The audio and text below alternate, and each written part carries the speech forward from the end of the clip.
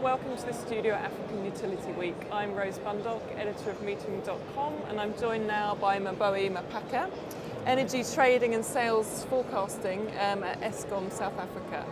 Welcome, and thank you, Maboe. Thank you very much. You just spoke in a presentation about the explicit link that you see between attracting investment into Africa, foreign investment, and revenue losses. Are we talking here about electricity theft, putting off investors to come into Africa? To a very large extent, yes. When I talk about revenue protection, the biggest chunk of revenue protection is actually managing electricity theft from a utility perspective. So yes, it is around managing your electricity theft, be it meter tampering, illegal connections, or data manipulation for customers to start paying less than what they're supposed to be paying. So those are the things that we manage from a revenue protection perspective. Remember, revenue protection is linked with energy protection. So you start by saying, how much energy did I supply to this customer? Am I able to register and measure correctly what that energy is so that I can then give that customer a correct bill? And if the customer has either tampered with their meter in such a way that the meter does not register accurately what they have consumed, then you actually now start to getting revenue losses in that environment. Or sometimes the meter registers correctly, but then somebody now manipulates the data so that the customer does not necessarily pay the amount of money that they're supposed to be paying. They actually pay less than what they're supposed to be paying. That also constitutes revenue loss, and therefore revenue protection looks at those type of areas. Can I ask you what the level of losses are at the moment and what level you would like to see them at to sort of be able to attract foreign investments? When you look at the international best practices, the research tells us that global utilities, an average of 10% is a good average.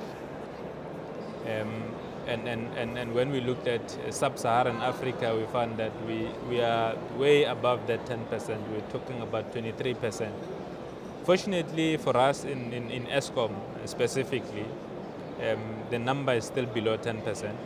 So we, compared to what are called international best practices, I think we are up there in terms of the management of the losses. But I still believe that there's still a lot of potential to drop it below where we are now. At the moment, we're sitting at about 7.13 in Eskom distribution and networks, and I think there's potential to actually drop it to below 7. What percentage of that 7.3 is non-technical losses or theft? If you look at it from the studies that we've done, and also the network modeling and that we've done, just to calculate what technical losses is, because the way to do it is to actually go and say, let's model our networks and calculate or estimate what technical losses will then be. Then take the difference between your total losses and the technical losses, and then arrive at a figure that says, if technical losses is say 60%, then 40% will be your non-technical losses. And our numbers in Eskom, I'll talk about Eskom specifically, we are sitting at between 60% and 70% of losses being technical, and then between 40 and 30% being non-technical. And in the non-technical area, the bulk of that will actually be theft. Okay. Yes. Do you feel that foreign investors are also looking at the utility overall and looking how the efficiency of how it's run? Yes. Do you feel that there are improvements that could be made at Eskom in that way? Look, when you look at it, like I said earlier on, when you look at what is it that investors are looking for, they're looking for a utility or an organization that is efficient in delivering the service and also efficient in getting the revenue. So in our environment, when I look at the way we're doing it, I'm saying, are we efficient in delivering the service? are we also efficient in getting the revenue? And I'm saying that 7.12% or 7.13% of losses, of which about 40% is non-technical. If we were to reduce that component, then we'll actually be increasing our efficiencies, we'll actually be increasing our profitability. Losses go directly to your bottom line. If you increase your loss, if you reduce your losses, that goes directly to your bottom line. So your bottom line improves, just like that. Then investors will be willing to actually invest in your environment. We were talking earlier about, obviously you see in the settlements visible electricity theft, but you're also picking up theft with industrial users, yes, which potentially is a bigger concern for Eskom. When we started this program, the energy loss management program in Eskom, there was this view that electricity theft is a township problem. Electricity theft is an informal settlement problem. It's a residential type problem. But when we start to analyze the numbers and we looked at the amount of volumes of energy that we're losing when compared to volumes of sales in the residential market, the two just could not compare. And then we then said, maybe there's a problem elsewhere. We then started to look deeper into all our customer categories.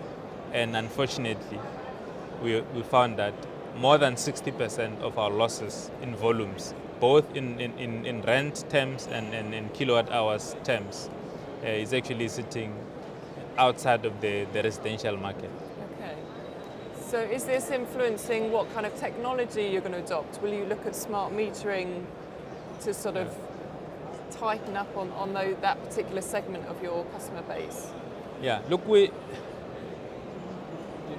not necessarily driven by the technology per se.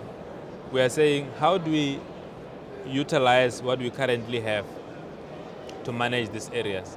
Because sometimes it's not about the technology alone. Technology can be, optimized to a level where you say, now I'm happy with the technology. But if you don't manage it, if you don't have processes and systems in place to manage that technology, you might as well have invested the money elsewhere. So what we want to do in Eskom is to make sure that the technology, the processes, the systems, and the people combined to give us what we actually need. And it's not always going to be about this specific technology or that specific technology. We will have a blend of technologies. Okay. And make sure that within that basket of technologies, we are applying these things in the right places so that we can then manage our challenge very well. So do you have targets in place to reduce these losses?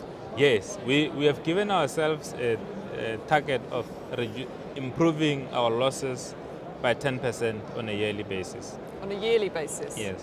Okay. Until we get to a point where we say it doesn't make business sense anymore because now the investment that you have to put in and the benefits that you're supposed to be getting are now not talking to each other. But if we still see value in investing more in the environment, because then the benefits are still that high, we will continue with that drive to reduce by 10%. I think when we start to get to a point where we start to see diminishing returns, we'll probably say, now maybe maintain at this level. And that point we haven't found it as yet. We are still moving towards that point of saying this is the appropriate level where we now need to maintain and not necessarily invest further to reduce because the investments outweighs the benefits. So I suppose the next obvious question is how? How are you going to achieve a 10% reduction in losses in a year? We've identified a number of activities we have to do. Like I said, we need to make sure that we do meter audits, and efficient meter audits. When we find the problem, deal with the problem, by fixing the problem. And also, I think one very important thing is customers tend to think if you don't, if you audit me and you have this routine of auditing, say you have, you come to me once every year, then I can, after you come through, I can then go and do something to the meter so that I can then start consuming less than what, or rather registering less than what you suppose. This would be for industrial exactly users, okay. Now, what we also then start to do is to say, for us to discourage customers from doing those type of things, is to say, when we come to you, we find that your meter has been tampered with and has been for the past year. We will want you to pay the difference. So we actually saying you were supposed to be paying us 100 rands, but you were paying us 50 rands for the past year per month. So you owe us 50 rands per month for the past year. Pay that. We disconnect you if you don't pay that. So you actually don't benefit as a customer, because when we find you, the savings that you made, you must still now pay back. Is that not quite a sort of lengthy and potentially costly way of recouping the money, when potentially a smart meter would prevent tampering and give you a quicker sort of I think impression what I'm saying is, depending on the type of technology that you have out there, you need to then be smart about how you are utilizing. If you had a smart meter, say for an example, you have a smart meter. The smart meter will probably give you much more information upfront that this customer is actually not consuming it at the level where they're not supposed to be consuming. They're supposed to be consuming higher than where they are. And that type of information, you can then use it. So you basically are saying to me, smart meter will have been much faster turnaround in terms of visiting the customer and actually getting the revenue. And I accept that. But what I'm saying is, currently, when we have the type of technologies that we have out there, we then need to have the processes that can actually assist us in managing that. Okay. So a smart meter, I cannot dispute the fact that smart meters going forward are areas that we're actually going to be venturing into. Already Eskom is actually, we've done the pilots in the past year, and we're going to be going into a process of actually procuring more of these smart meters.